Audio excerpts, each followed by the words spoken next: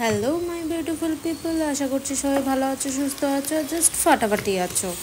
আর তোমরা দেখতেই পাচ্ছ বাজার থেকে আস্ত বড় একটা ইলিশ মাছ নিয়ে এসেছি। এই মাছের আজকে তেল ঝাল করব।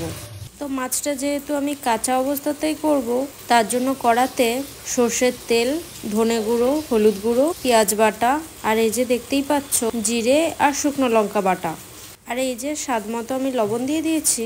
এবার মশলাটা ভালো মতো আমি মেখে নেব। তো মশলাটা মাখা হয়ে গেলে দিয়ে দেব কাঁচা মাছ।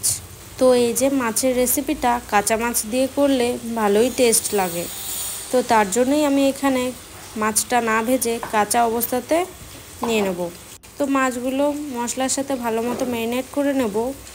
আর এই যে গ্যাসটা আমি ধরিয়ে নিয়েছি, এবার কড়াটা বসিয়ে দেবো আর একটু সামান্য জল দিয়ে দেবো। তো এবার ঢেকে রান্না করব। তো গ্যাসটা কিন্তু লো ফ্লেমেই রাখতে হবে। তো মাছটা প্রায় হয়ে এসেছে, আমি জাস্ট মাঝে মধ্যে এরকমভাবে আমি চেক করে নিচ্ছিলাম।